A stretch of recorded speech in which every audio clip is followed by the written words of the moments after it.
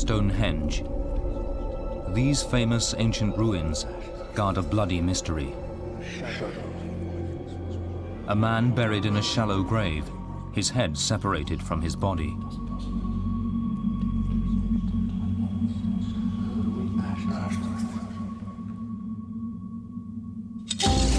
Now forensic science can reveal who this man was, when he lived, and how he died. Unearthing new knowledge about Stonehenge and a system of law, order, crime and punishment that survives today.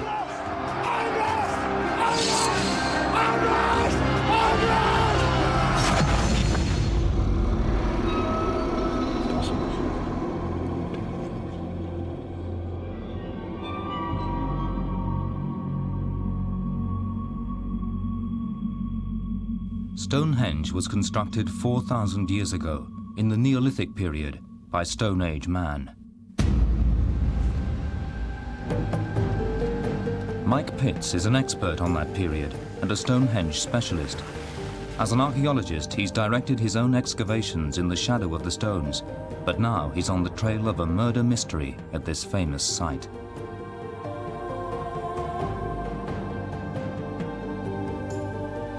As an archaeologist working at Stonehenge, like anybody, I spend my time thinking about these magnificent megaliths. But it's strange now, I turn my back on them and leave the circle, and I'm walking out towards Amesbury and the location of this grave, which is down here. There'd been ancient human bones found at Stonehenge before, but this was different. Cramped into a shallow grave less than 2 feet deep, this was the first ever complete skeleton to be recovered from Stonehenge.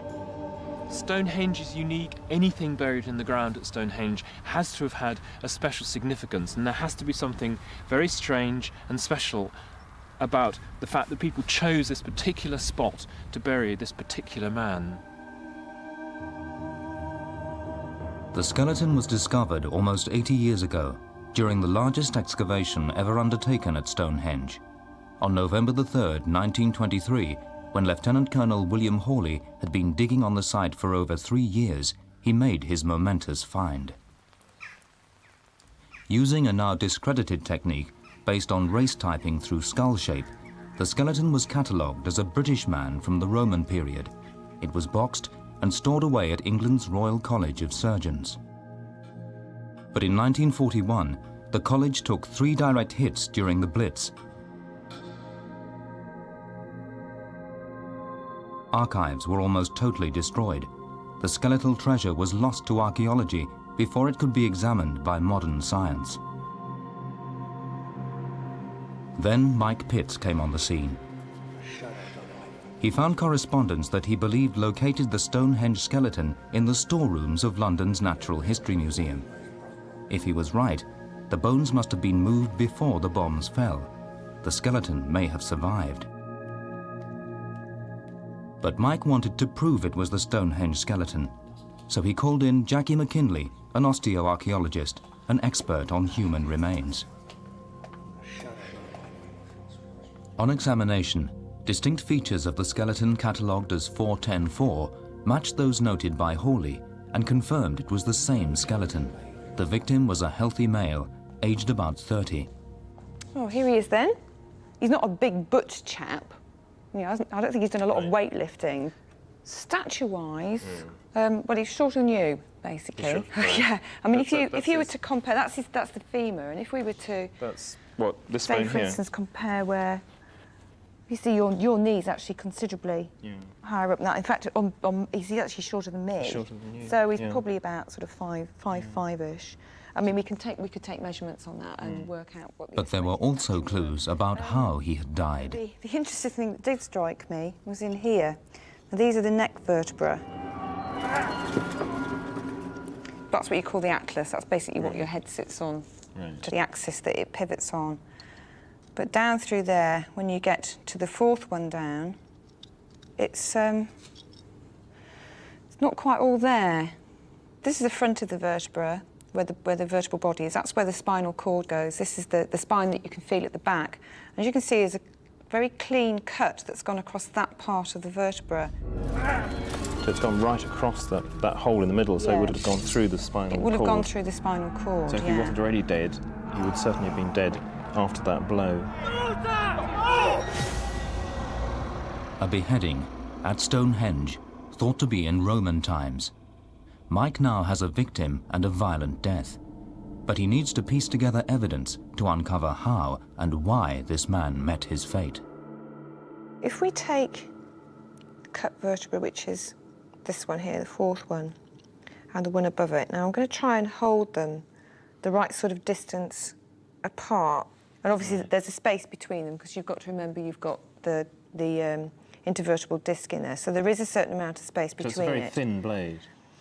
It looks more like a blade than, say, something really hefty like an axe, I suspect. So something more like a sword or a machete? Yeah, a real blade as opposed to a really heavy chopping thing, basically. And what it's done is gone through the top of that spiny bit and where these two bits would articulate, and it's cut that off there.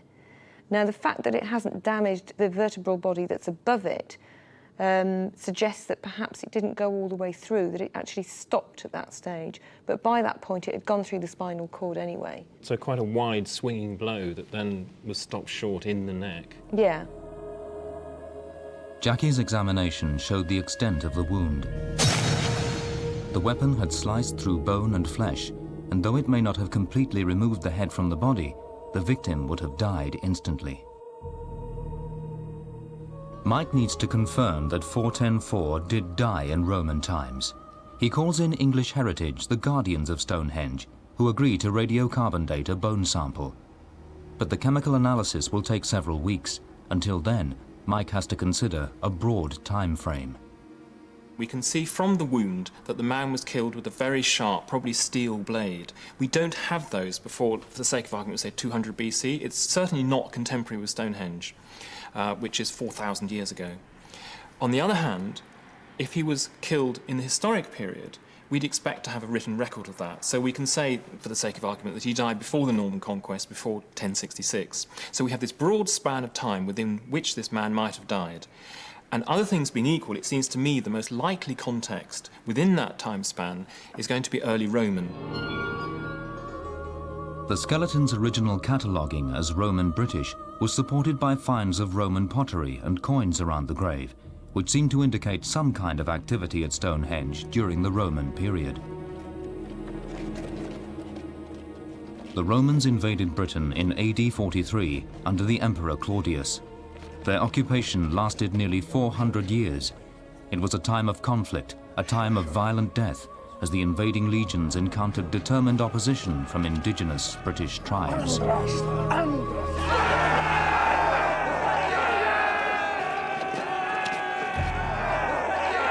Tribes such as the warlike Durotriges and Dubonai to the north and south of Stonehenge clashed frequently with the Romans. Against this background, Mike Pitts identifies three favoured explanations for a beheading at Stonehenge at this time. Evidence of all three lies close by at Cirencester, a key centre in Roman Britain. Here, there is evidence of decapitation through battle, through execution, and in funeral rituals. But which of these explains the death at Stonehenge? Contemporary accounts by the Roman writer Tacitus speak of Britain as a complex collection of war-painted, chanting tribes. Battles were frequent, and death was common. So was 4104 the victim of a battle between invading Romans and British tribes?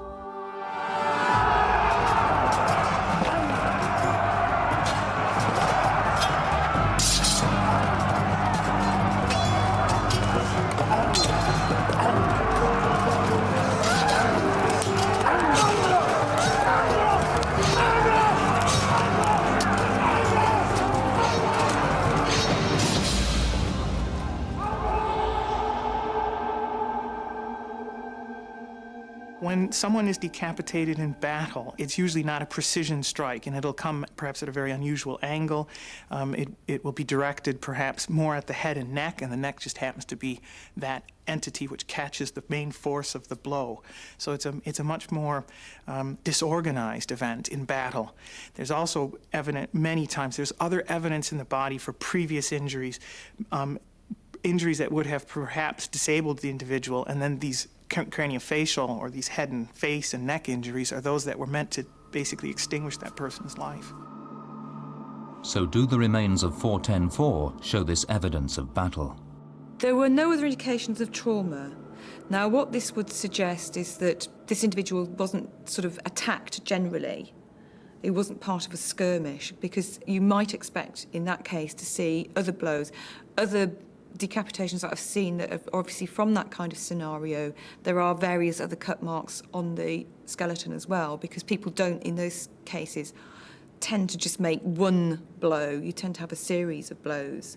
So it would suggest you've had one clean blow, which to me suggests more something like an execution or a ritual execution. The absence of other wounds means death in battle seems unlikely. Mike has two other possibilities. One is a ritual performed in some Roman funerals. 5% of skeletons excavated at Roman cemeteries show signs of this ritual beheading, including some found at Cirencester. I think that some of these are probably more sympathetic. Some of these are done from the front. They're done with multiple strokes of a small tool. Usually it looks like a knife of some description. And it suggests more an incising motion. When the head is removed, it's actually placed in the grave and out of alignment in an unusual position, usually at the foot end of the burial, either between the shins or the thighs, or maybe at the feet. This kind of act is thought to have been a ritual of care and respect performed on people who otherwise look like ordinary citizens, fit and healthy males or females, both rich and poor. No one is sure why this ritual was performed, but one of many speculations is that it occurred after sudden death, the removal of the head intended to free the body's soul. A key feature of this graveside ritual is the way the head was removed from the front, but this doesn't match the evidence from 410-4, where the fatal blow was to the back of the neck. It looks like what's happened is it's come up from this direction into the back of the neck. Right. Well, that's assuming the person's upright, of course. Yeah, which so at the moment we're not sure about. So if the man was standing up straight, then it would be a swinging blow. Somebody's coming up from slightly behind, probably on that, if it's a right-handed person, on that side, and would go in here. The evidence makes it highly unlikely that a burial ritual was the cause of this man's beheading. Mike is left with one explanation for a Roman beheading at Stonehenge: an execution. If I sat here 1900 years ago, could I have actually seen a beheading? Yes, public executions almost certainly took place at an amphitheatre like the one we have here at Cirencester. And what would have been the occasion of an event like that? Well, probably it would be a judicial execution. That would be the most obvious explanation. A court hearing in the town, the governors come, trials held, decision, execution. And of course we've actually got the skulls here in the cemetery just a few hundred metres from the amphitheatre, which kind of bear out the fact that something like this might have taken place here. Around the time of the Stonehenge beheading, there is written evidence that the Romans publicly executed a local leader in northern France. So was 410-4 a leader of importance at the time of Roman occupation? Perhaps even the leader of an indigenous British tribe singled out for execution by the Roman invaders at the unique monument of Stonehenge.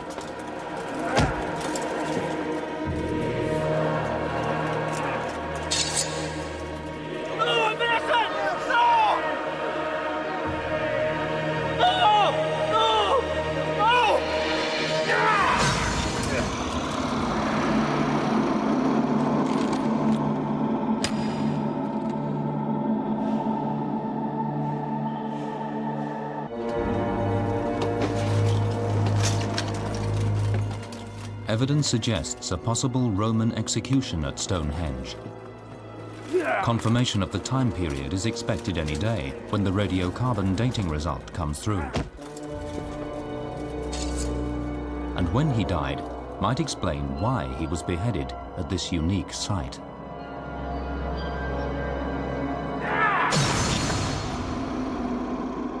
What you're trying to do is work out a scenario and what happened in that scenario.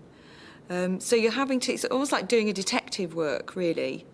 And it's going to be the most, you would work towards the most probable cause, the same way as somebody does in detective work, except you don't have any witnesses to help you. Even without witnesses, solid forensic evidence can still be assembled. Radiocarbon dating of the man's skeleton will reveal when he lived and died. As insurance, 2 bone samples were taken for dating rather than just 1, which was fortunate, as something has gone wrong with the first sample. At each stage of the chemical pretreatment, we do various quality control checks to test that the yields and the isotope ratios and so on are exactly what we would expect. And of the 2 samples which have been prepared, one of them has passed all those checks and one of them hasn't. And so I hope that we will get a result, assuming that nothing goes wrong at the later stage to the remaining sample. Mike has a theory that 410-4 was an indigenous tribal leader executed by invading Romans. If he's right, the man would have been born in Britain. He needs to prove this. A premolar from the side of the man's jaw is extracted for analysis.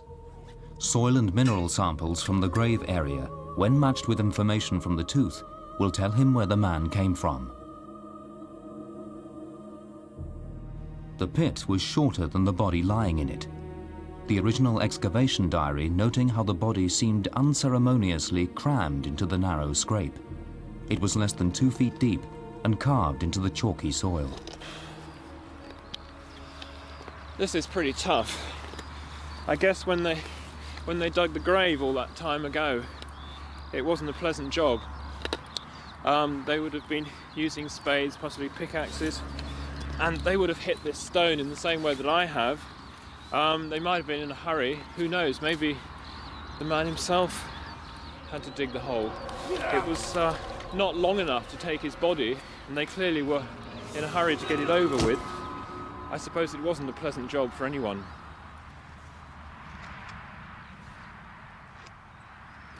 This little container has been specially cleaned in the laboratory so that it is completely uncontaminated. And I'm going to stick this right into the centre of the core of the soil so we can get a clean soil sample.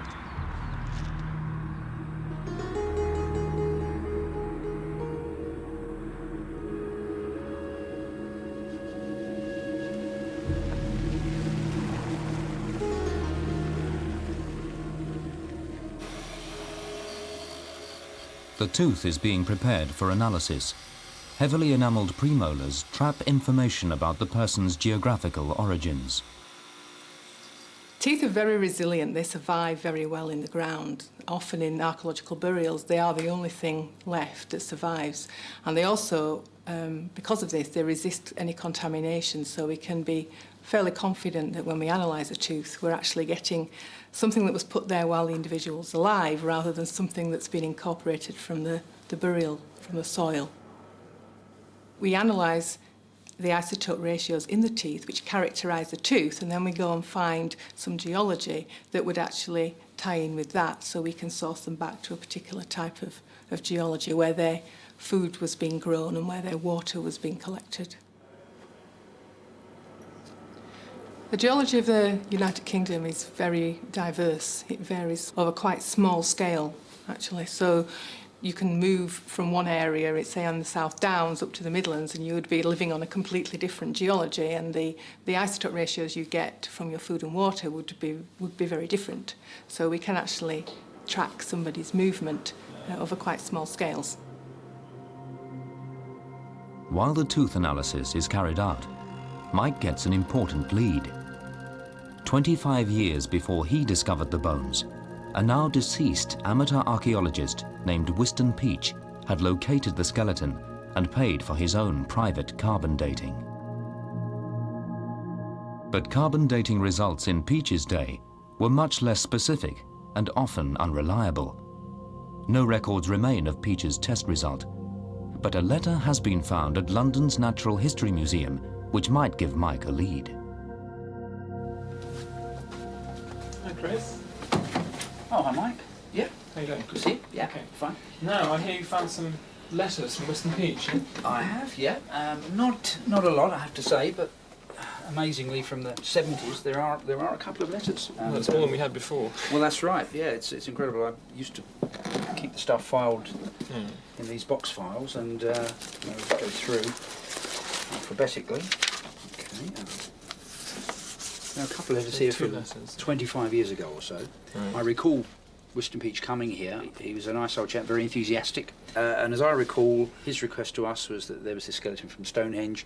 He wanted it to be absolutely dated by radiocarbon. And in these letters, clearly, he was asking us about the sampling. We permitted him to take a sample for dating at Harwell, which he was prepared to pay for. And they came back with a date, which he gives here as a provisional date. So I don't know whether the date they got was 760 AD. Well, this is a real tease, because on the one hand it looks like a precise date, but on the other hand, without the details and with this word provisional, it's actually, to me, it's saying I can't even assume now that the guy was Roman. Yeah. Up to this point I was imagining he was Roman. I think now perhaps I might say he could be Roman or he could be Saxon. Yes. That's opened up the time span even more.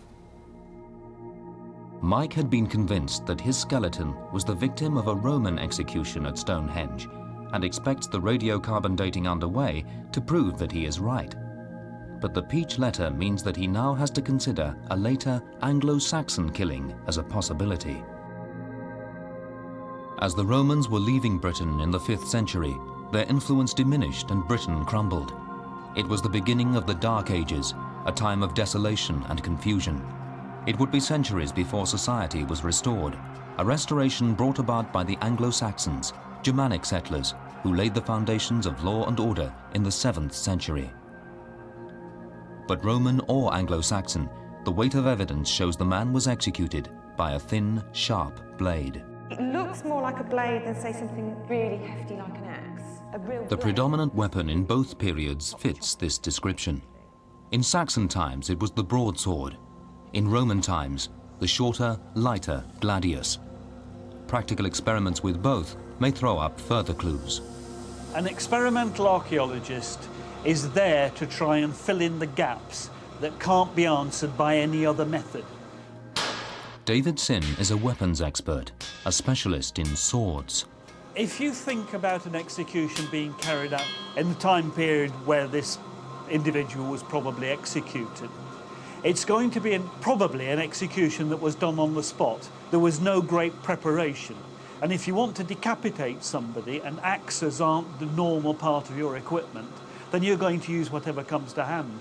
And a sword is going to be the weapon of choice. It depends entirely on the skill of the man who's using the sword. Against an unarmed opponent, you'll take a head off really without too much trouble. The damaged vertebra shows a clean cut which did not completely sever the man's neck. This may have some bearing on the type of weapon used in the execution. David has assembled an armory for testing, including the Roman gladius and the Saxon broadsword, but this time it's sheep necks that get the chop. To test whether it was a sword and not a heavier weapon, David first tries the axe. When you use the axe, you get an enormous amount of energy. It will go straight through a neck, and I felt it would probably cut through two without any trouble at all. From what I know of the characteristics of the wounds we're looking at, it's not the kind of wound that would be produced by an axe. The gladius was the standard weapon of Roman legionaries. Designed primarily as a short one-handed stabbing weapon, could it deliver the cutting power needed to decapitate?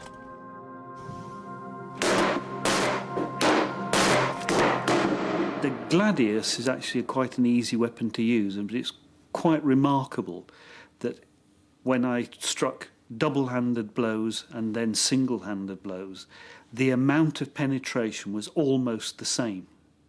which surprised me quite a lot. But certainly, if you couldn't take a head off with a single blow with a gladius, you could cut 7/8 of the way through. So it could have been the Roman gladius. Longer and heavier, the broadsword was the main weapon of Anglo-Saxon warriors. Well, the broadsword was certainly the easiest to use. Anybody who's reasonably skilled with a sword could take a head off without any trouble at all. I think it would be impossible to actually definitively say it came from this period or from that period. You can't make a hard and fast assessment of exactly what weapon was used from what period. If you look at something like the edge that's on a sharpened gladius and the edge that's on a broadsword, they're virtually identical. You can't prove that either of them were the weapon just by looking at the cut that's produced, because it could be either of them. Even if the weapon cannot be determined, Mike still hopes to discover how the beheading took place. A nick on the lower jaw seems to provide a clue. On the underside of the mandible, here, there's a tiny little nick. Quite a sharp, can you see that? So that's basically in here. Right. Okay, so it's quite close to the ear. Yeah, it's just very underneath. corner of the mandible there. If I can just swap fingers round. Okay, and I'll bring up the jaw. Right. So tell me where to put this. It'd be roughly there. Right. Okay. Which brings the two cuts onto the same level. The cut to the vertebrae is here, and the little nick on the mandible is there. But it's a matter of what the scenario was, whether it happened all in one go. Right. Do you think it could have done? I think it could. The combination of wounds suggests two possible positions, either standing upright or kneeling, which would suggest a controlled execution. Do you think the bones can help us actually tell what position the whole body was in? Well, the only way to really do that is test various ways round, because obviously this could have worked in two ways. If somebody was standing upside, if say this man was attacked by an assailant from behind, and that blow came up, and it would come up, as I say, at that angle, hit there. If the person then moved slightly forward, and maybe the head moved up slightly to one side, because you wouldn't stand still if somebody hit you anyway. You would automatically sort of get some movement. Just the blow would push the body forward. And the fact that I don't think the head could have been down, because if the head was down, you would probably have got more damage to the mandible than you had, because we're on the level with the mandible. I mean, standing straight, that fourth vertebra is on that level there with the mandible. And I suspect maybe the head's moved up and slightly across, which is why you've just got this nick on one side. Alternatively, of course, if the head was down, so you're like that, and the blow's coming in from there, so it's coming in from that side again, you would still have to have the head moved slightly to one side and up, just for it to nick on the one side, rather than getting more of it. Judicial executions are commonly thought to have been carried out with the victim kneeling, yet Jackie has not discounted a standing decapitation. Mike hopes he can prove his theory of a controlled beheading by assembling a team of experimental and forensic archaeologists to work through all possible scenarios of 410-4's death. But from the start, the group challenges Mike's theory that the victim was kneeling with head positioned forward because of the angle of the wound. There isn't a way, I don't think, that you can produce a wound on this setup that has got the same characteristics as the wound on the existing skeleton. I agree. I think if it was in this direction, the blade would come straight down, and what we have is the vertebrae that's sliced in an angle. So it's most likely that the blade would have to come on an angle, and if you were standing there, you would probably try to get a right angle, which we don't have. Yes. Yes. But it's most likely, given the position, that it was a single blow that hit the jaw as well. So given that information, the jaw has to be elevated so that it nicks the bottom of the jaw. Because it's angled, this is not a likely scenario. I think we can conclude that he was definitely, the blow was dealt definitely from behind, and the torso was upright or standing. The upward angle of the cut prompts the group to raise the possibility that the victim was standing upright. If he's standing, then the sword blade is coming where? It's coming... And upwards. Which vertebra does it The cut? fourth. It's the fourth vertebrae. So it's 2, 3, 4. So it's cutting there. Just where? above the spinous Just process. Yeah, Just exactly there. So it's got to go through there like that, Without and a- then catch him And then there. there. It's possible. It is possible. It's possible. Yeah. It's totally plausible if this person is running and another person is running behind, and you catch a blow. But if the victim was standing, perhaps even moving away from his attacker, then it's possible he wasn't the victim of a controlled killing after all. Mike's theory hangs in the balance until sword expert David Sim tips the scales back towards execution. I'm not happy that this was done when he was standing, because if he was standing upright, you've got to get your sword up here, Yeah, and you can't get any No, energy behind it. No, the minute your hands go above your shoulders, Yeah, you lose you- that power Yes. in the swing. Yeah. Your arms and shoulders are in entirely the wrong position to get any energy behind the weapon you're using. Just because you've got the ideal conditions. Sim also explains why it wasn't a clean cut. You can miss, Yeah. and I think that that's what's happened here. Either with him, if he's kneeling to be executed, then the executioner just delivered a not very good blow. The blow is ill-aimed. So Sim argues he was kneeling, but with the head in an upright position. Mike's theory seems vindicated. It catches him there, it goes through his spine, the point then takes that piece of bone out of his jaw that way. I'm convinced. I mean, you have a victim who is kneeling with a straight back. He can't run off. Somebody approaches him from behind quite fast, maybe a step or two forward, with a very sharp sword. Yep. Yeah. And just nicks through, instant death. Yes, they take a cut that they mean probably to decapitate him, and they miss slightly. Yes. So the blade passes through his neck, kills him, takes a bit out of the jaw, and his head doesn't actually come off, but it's going to fall So forward. the whole body would then And fall then forward, the wouldn't whole it? thing You'd falls fall forward. flat. So that would explain why he was buried the way he was buried, with the head at a right angle to the rest of the body. And maybe he just fell on his face and they dug a hole just beside where he lay and rolled him in. Kicked him into it. Yeah. I think this is the way it was done, that the blow comes from... So the forensic evidence points to an execution, but cannot determine whether it was Roman or Anglo-Saxon. Mike can't go any further until he gets his date. He's dead before he starts falling forward. I keep thinking what sort of man this was. I like to try and visualise his face, his personality and his dress. But until we have a date, I have to stop myself getting too clear in my mind exactly who he was and what he was doing, because that is going to profoundly affect the context of the individual, the sort of person he was. Contemporary radiocarbon dating is sophisticated and precise. It will reveal a date pinning the execution at Stonehenge to either a specific period of Roman conflict or Anglo-Saxon order. After months of waiting, Mike is about to find out.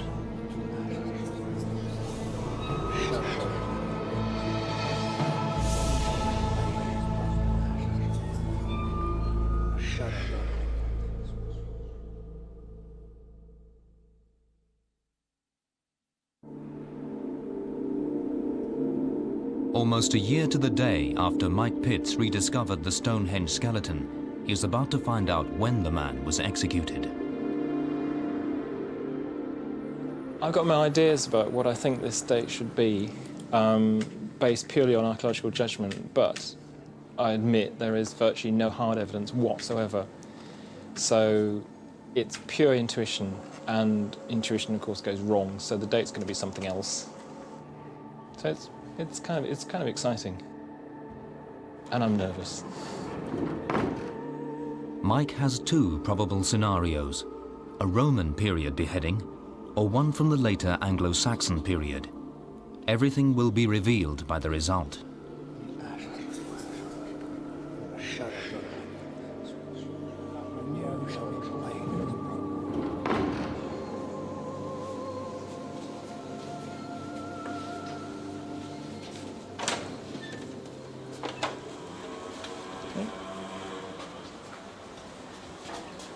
Hiya. Hi, Mike. How you doing?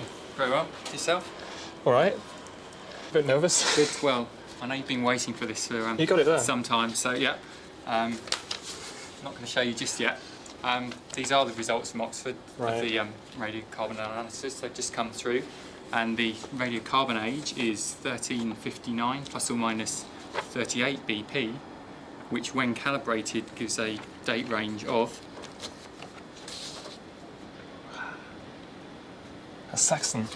Yes, it's right. Cal AD 620 to 770. Right. The Stonehenge killing was an Anglo-Saxon beheading. The Roman theories are discounted as Mike now confronts the later Anglo-Saxon period in more detail.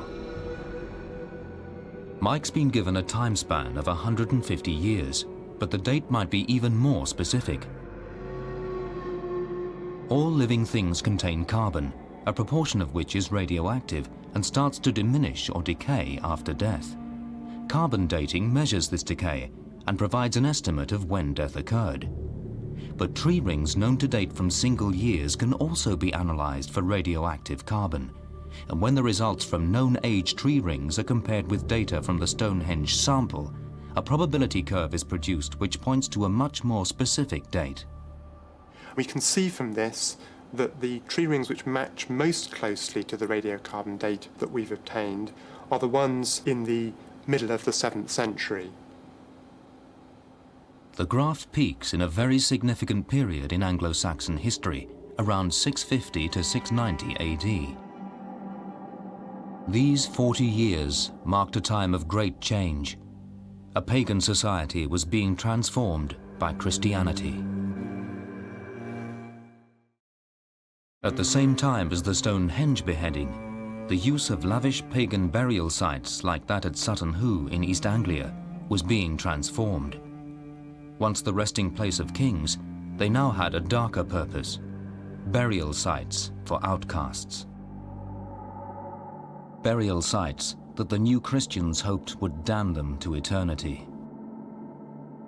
What really surprised us was the find of some burials which were very plain, just bodies placed in graves, no grave goods. They were buried crouching, kneeling, lying on the back, arms in the air, and the heads. Some of the heads were off, some of the heads were by the knees, some of the heads were in the right place but the wrong way round. 39 burials were found at Sutton Hoo, and there was evidence that gallows had once been on the site. The burials were in a ring, and in the middle of the ring were 4 post sockets. So we thought, what must have happened here is that these people have been killed. It comes in with Christian kings, and they punish them twice. First by killing them, and secondly by burying them in a pagan burial ground. It's as though to say, right, you step out of line, you're not coming in with the new Christian kingdom, we bury you there. We bury you in the pagan burial ground. Until now, experts have had no evidence for Stonehenge being used for anything so late in history, but perhaps its pagan significance gave it a sinister purpose under this new Christian Anglo-Saxon order. The position of this burial and the treatment of the corpse clearly indicates this is an outcast. It's a person that is being basically taken away from society and buried in a place outside of society's limits. So we're seeing, first of all, a clear image that Stonehenge has become associated with fearful and superstitious ideas, a place where a deviant can be executed and buried. And it would say about the person that they have been a wrongdoer of some sort and potentially of some significance as well. So what had 410-4 done to justify an execution at Stonehenge in late 7th century England?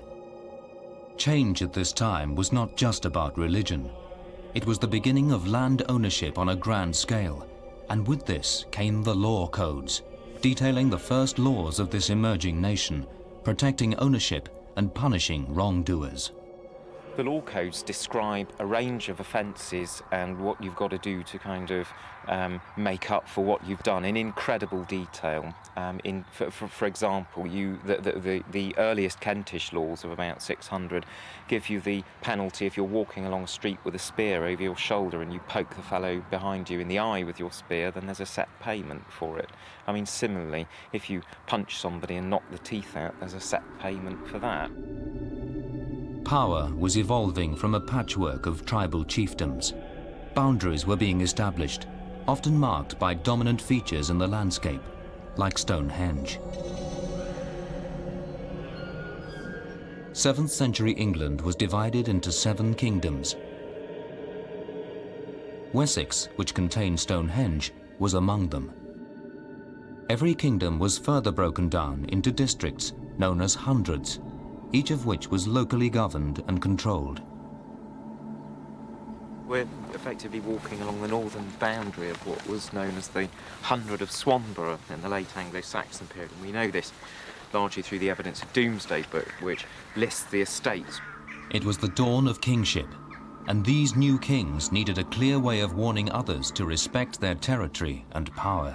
Kings need new forms through which to express their power and authority. They can't be everywhere at once. So the use of a gallows or the display of an executed criminal, it's a permanent and lasting display of your authority. You may be on the other side of the kingdom, but a rotting corpse or a mouldering head stuck on a stake, it sends a powerful message.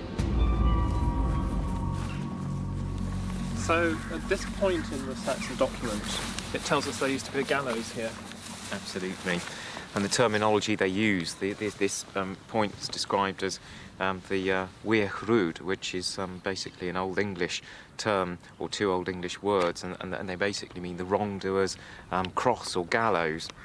It would have been a very sort of evocative image, I think, to people passing by, because we know, for example, that there were important routes of communication both to the north and south of here, and the gallows would have been intervisible with those routes. What would the gallows have actually looked like? I mean, what would you have seen if we'd come up here a few centuries ago? Well, you would have had a double post gallows, very, very much unlike the sort of post-medieval single post gallows. In the late Anglo-Saxon period, you have 2 substantial posts set into the ground, and an individual hanging, sometimes... With a post across the top? A beam across the top. So in fact, very much like the stones at Stonehenge. So it's quite a frightening, sort of remote but dramatic physical representation of the law, if you like. Absolutely.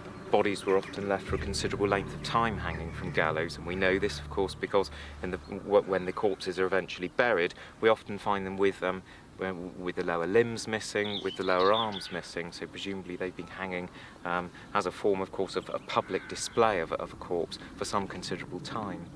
So there are a number of excavated cemeteries in very similar locations to this, and the standard layout for these would be to find corpses buried often very shallowly, just below the turf, because criminals, of course, being at the very bottom end of the social scale, banished, outcast from society. Of course, you invest the minimum amount of labour when you bury them. And that's what we see, I suppose, at our grave at Stonehenge. Indeed, and very shallow graves, and very short graves in many instances, the body cramped and crushed into the hull. So it looks like Mike Pitts' murder at Stonehenge was the execution of a wrongdoer. When Mike believed he was looking at a Roman killing, he'd called for a tooth analysis to prove the man was a Briton. That same analysis could now show if, in Anglo-Saxon times, the criminal was a local man who perhaps offended against his own community. This map summarises the strontium and oxygen data that we can refer to in interpreting the data from the teeth. The red contours here are contours of oxygen drinking water composition across Britain. The tooth that we analysed had a value of -7.4, which places it within this broad tract in the centre of Britain. However, if you look at the strontium composition of the tooth, which is going to reflect the person's diet, the water he drinks, the food he eats, that's related to the underlying soil and geology. And using that, we can restrict his likely childhood much more closely. He had a very low value for strontium. The low values that we get in this country come from southeast England predominantly, and in fact from the area that's given in the yellow. So from the strontium alone, he could have lived in this area here or here. And if you then combine the oxygen and the strontium, the only areas where they overlap in Britain are in this area here. So that's suggesting quite strongly that the man is fairly local, that he comes from somewhere within southeast England. Yes. Or near the south coast. And in fact, Stonehenge itself is actually inside that in yellow that area, zone. yes. So 4104 was probably a local wrongdoer. But what crime had he committed that could lead to his execution at Stonehenge? Crimes and their punishments were being defined and written down for the first time in English history. But in this bloody period, theft of property was judged to be one of the worst offences. For the vast majority of offences committed throughout the Anglo-Saxon period, these could be atoned for, or were atoned for, by the payment of fines, and in fact capital punishment itself was very rarely enacted. The usual explanation for beheading is the fact that there was that a great fear or superstition surrounded the particular individual, and the general explanation runs to the effect that a beheaded person wouldn't be able to rise from the dead. So it's fear of the dead rising is the general explanation for beheaded individuals. And there were very few offences for which this could be undertaken. Decapitation in particular was undertaken for theft, and we should really, I think, see this as theft on a grand scale, in particular cattle rustling and the theft of movable wealth and personal property. All that remains is for Mike to see who this man was. It's not too easy to see on this background. The Stonehenge skull was so badly damaged that computer-generated imaging is needed to rebuild the dead man's face.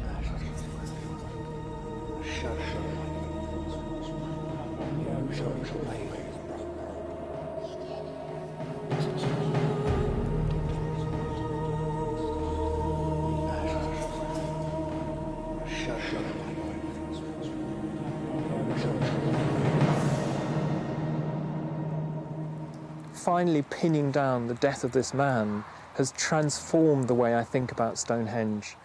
From the excavations at Stonehenge, there's absolutely no evidence that anything was happening here in the 7th century. So the discovery of this event at that time suddenly tells us that something was happening here, that people were thinking about Stonehenge, and that's a huge discovery. A public demonstration of power and punishment. Perhaps one of the first examples of its kind under a burgeoning system of law and order that still survives today. A local man, an outcast, maybe a notorious thief. He would have been taken to this fearful place for trial and execution.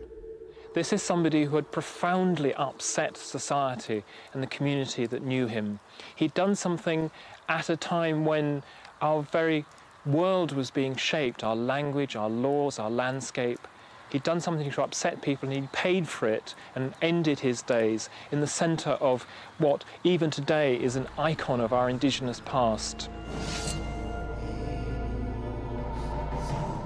When they get here with the man, who knows, maybe he struggled, maybe he was already in such fear himself and given himself up to what was about to happen.